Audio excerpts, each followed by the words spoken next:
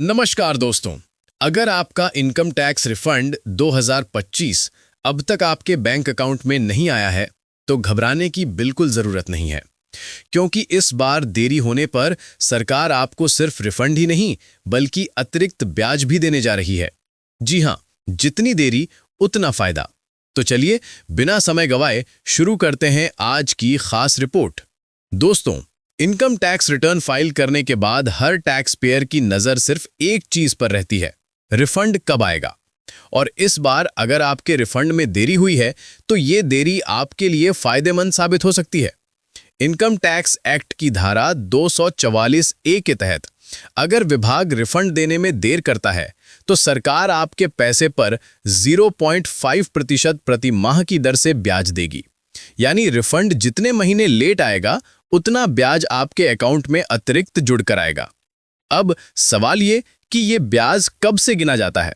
तो दोस्तों, ब्याज उसी दिन से लागू हो जाता है जब आपने ITR फाइल किया है या फिर असेसमेंट ईयर खत्म हो चुका है। जो तारीख बाद में आती है उसी से ब्याज की गणना शुरू होती है और ये ब्याज तब तक चलता है जब तक आपका रिफंड आपके बैंक अकाउंट में क्रेडिट नहीं हो जाता। अब एक आसान उदाहरण लेते हैं। अगर आपका रिफंड 10,000 रुपये बनता है और विभाग ने इसे आपको 6 महीने बाद भेजा तो इस पर आपको मिलेगा 10,000 रुपये प्लस 300 रुपये ब्याज, यानी कुल 10,300 रुपये।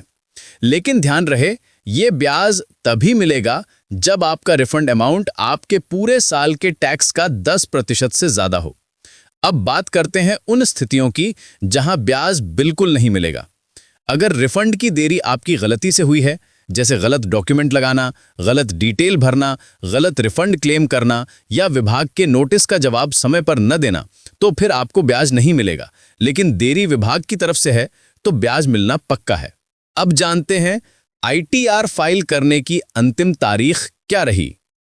गैर ऑडिट टैक्स पेयर्स के लिए आखिरी तारीख 31 जुलाई 2025 थी, जिसे बढ़ाकर 15 सितंबर 2025 कर दिया गया। अगर कोई इस तारीख तक भी रिटर्न नहीं भर पाया तो वो 31 दिसंबर 2025 तक डिलेड रिटर्न फाइल कर सकता है, लेकिन इसके लिए पेनाल्टी और ब्याज दोनों देने होंगे। तो दोस्तों, अगर आपका रिफंड अब तक नहीं आया है तो परेशान मत होइए। इस बार सरकार आपकी देरी का पूरा हिसाब ब्याज के रूप में करेगी। बस ध्यान रखें कि आपकी तरफ से कोई गलती ना हो और अपना रिफंड स्टेटस समय समय पर चेक करते रहें।